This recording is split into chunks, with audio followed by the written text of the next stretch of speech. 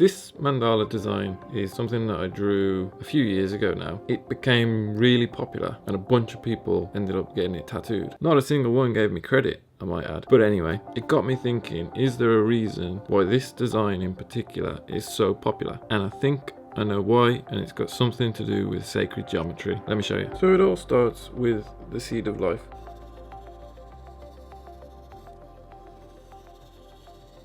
And what I think makes this mandala special and different from my other mandalas is the fact that the entire grid is made up of circles. There are no straight lines.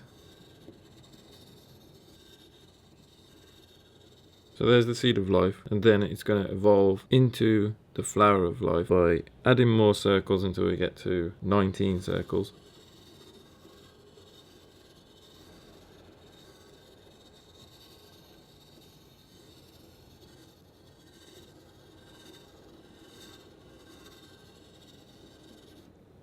And then I'm going to go around again one more time.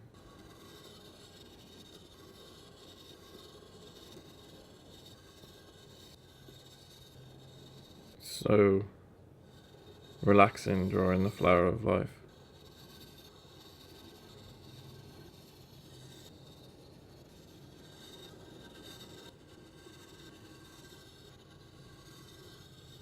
So pretty accurate flower of life. I've impressed myself there. The next step is I'm just going to add the petal to the top. I won't bother doing the full circle, just do the petal. And I'm going to do it in each of the 6 corners.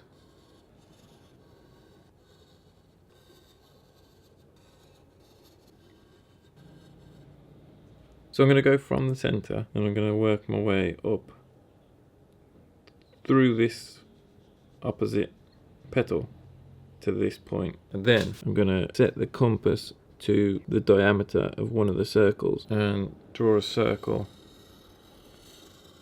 around there. I'll move across to the next point along, draw another circle, and then I'm going to do the same thing, just cut through to the next point,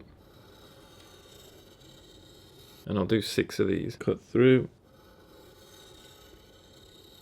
go across, and the last one. And that's going to tell me how to build the border that goes around the flower of life in the center. So if I go, this is the center circle, yeah. If I go up to this point at the top, and I'm going to set the compass to this point right here, where this big circle we just drew crosses that circle.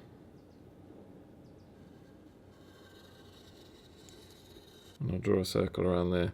And then, working my way around the center circle, I go to this point, draw another circle, work my way around to the next point, keep going. And every time I'm drawing circles, I'm drawing sets of 6.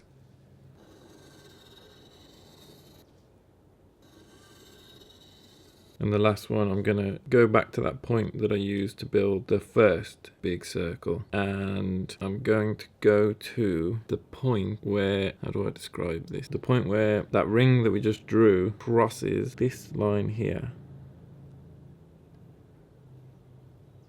And I'm going to draw another circle around there and do the same as before. Work my way around. Cut through.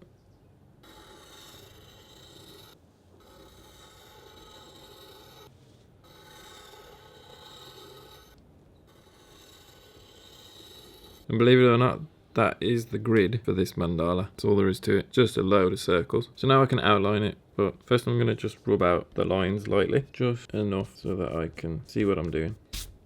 Alright, that's enough. Go over all these circles, just kind of freehand them. Should I freehand them or should I use a compass? Let's freehand them, why not?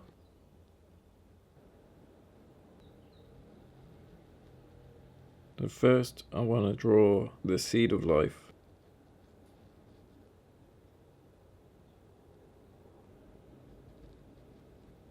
Alright, there's the seed of life. I'm glad I went with the freehand circles in the end. Feels good. So this is why I believe this design is so satisfying and why it resonates with so many people. Just because it's such a simple design. It has such simple geometry behind it. And obviously anything with the flower of life resonates with us as humans. Oh yeah, there's the flower of life in the middle. Now I'm going to draw the border around it.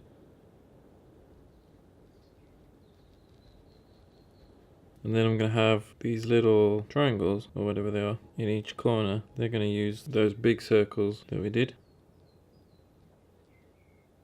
And now I can start drawing in the petal shapes. So the first one follows this circle up like this, and then the tip of it is where these two lines cross. So at that point it goes the opposite way to the circle. Curves around, so it follows it up like this. Then we go the opposite way and go down the circle, and then inside it starts from this point and just follows the shape of that petal, ending where this petal of the flower of life crosses that line. And so I'll sketch those in all the way around.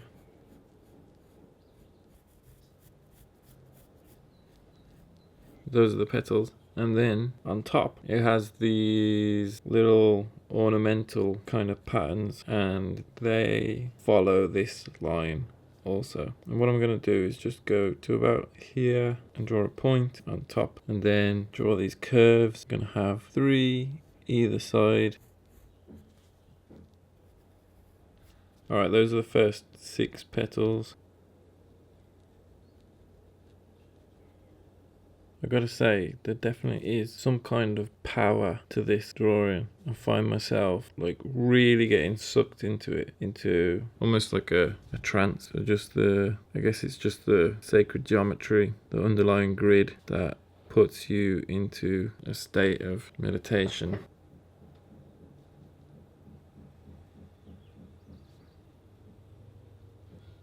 And finally, I'm going to draw a little petal in here that just follows these lines, these circles. Follow it up to that point there. Let's rub out these lines a bit so I can go over them with ink. And all I'm going to do now is thicken up a few of the lines and add some shading. Done.